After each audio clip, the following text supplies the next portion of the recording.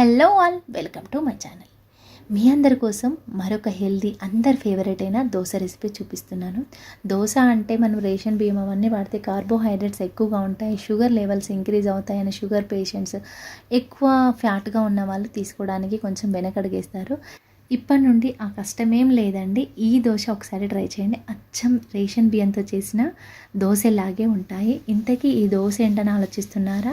మంచి పోషకాలు, ఫైబర్లు, విటమిన్స్ అధికంగా ఉండే మిల్లెట్స్ అరికెలతో చేసిన దోశలండి. ఇవి చాలా బాగా యూజ్ అవుతాయి. మన ఫ్యాట్ లాస్కైనా, షుగర్ పేషెంట్స్కైనా, ఎలాంటి వాళ్ళకైనా చక్కగా ఉపయోగపడతాయి ఈ అరికెలు.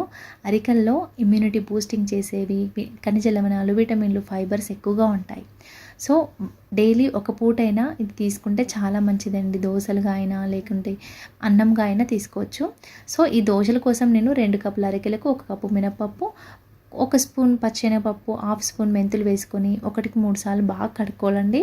నాకు ఎందుకు ఇలా డస్ట్గా వచ్చింది కాబట్టి నేను నీట్గా కడుక్కొని ఒక 7 నుండి 8 గంటలు నానబెట్టుకున్నాను. ఇది మిక్సీకి వేసుకోవడానికి ముందు ఒక 1/2 స్పూన్ నుండి ఒక గుప్పెడు వరకు మీరు అటుకులు వేసుకోండి, పోహా అటుకులు.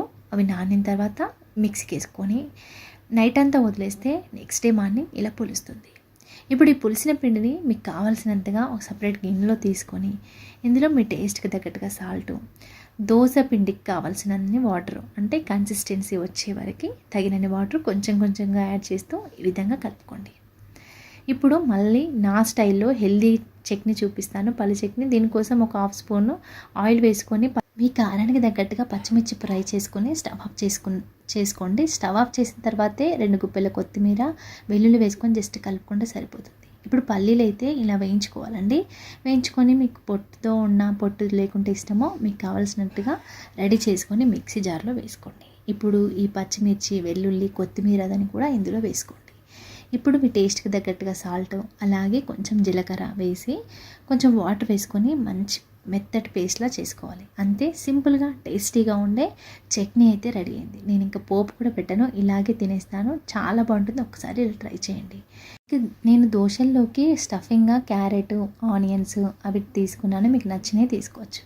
ఇక్కడ మనము ఫస్ట్ దోశ పర్ఫెక్ట్గా రావాలంటే పెనం వేడెక్కిన తర్వాత కొంచెం ఆయిల్ వేసి స్ప్రెడ్ చేసుకొని మళ్ళీ కొంచెం వాటర్ వేసుకొని ఇలా దోశలు వేసుకోండి. ఎప్పుడు చేసినా ఫస్ట్ దోశ కూడా పర్ఫెక్ట్గా వస్తుంది, అస్సలు విరగకుండా వస్తుంది. ఇలా దోశని పల్చగా వేసుకొని కొత్తిమీర, క్యారెట్, అలాగే కొత్తిమీర వేసుకున్నాను నేను. అలాగే 1 స్పూన్ నెయ్యి వేసుకొని దోరగా కాల్చుకోవాలి దోశని. చూసారా, పర్ఫెక్ట్గా వస్తాయి, అస్సలు దోశలు విరిగిపోవండి. ఈ టిప్ ఒకసారి ట్రై చేయండి. ఇలా 2 వైపులా ఇష్టం ఉన్న వాళ్ళు కాల్చుకోండి, లేదంటే ఒకవైపు కాల్చుకున్నా సరిపోతుంది. అంతే, ఎంతో కలర్ఫుల్గా టేస్టీగా ఉండే హెల్దీ మిల్లెట్ దోశ, అరికెల దోశ అయితే రెడీ అయింది. అంతే అండి, సింపుల్గా హెల్దీగా ఇలా చేసుకోండి, చాలా బాగుంటుంది. అచ్చం బియ్యంతో చేసిన దోశలాగే ఉంటుందండి. మీకు నచ్చితే తప్పకుండా ట్రై చేయండి. నేను చేసిన చట్నీ మాత్రం చాలా బాగుంటుందండి, సింపుల్గా తక్కువ టైంలో చేసుకునేది. అది కూడా ట్రై చేయండి. ఇక్కడ నేను స్టఫింగ్గా క్యారెట్, ఆనియన్స్ అలాగే కొత్తిమీర వాడాను కదా. మీకు నచ్చితే కారం అయినా లేదా మీకు నచ్చిన మసాలా అయినా, అంటే ఆలు కర్రీ పెట్టుకుంటారు కదా, అదైనా పెట్టుకోవచ్చండి. కానీ నేను ఇలా ఇంకా హెల్తీగా ఉండడానికి, టేస్టీగా ఉండడానికి క్యారెట్, ఆనియన్స్ అయితే యూజ్ చేశాను. అంతే అండి, సింపుల్గా టేస్టీగా హెల్తీగా ఉండే మిల్లెట్ దోశలు అయితే రెడీ అయినాయి. మీకు నచ్చిందా? నచ్చితే తప్పకుండా లైక్ చేసి నేను చెప్పిన విధంగా ఒకసారి ట్రై చేయండి. మీకు కనుక నా రెసిపీస్ నచ్చితే ఛానల్ని ఫాలో అవ్వడం అస్సలు మర్చిపోవద్దు. మరిన్ని టేస్టీ అండ్ హెల్దీ రెసిపీస్ అయితే నా ఛానల్లో తప్పకుండా అప్లోడ్ చేస్తాను.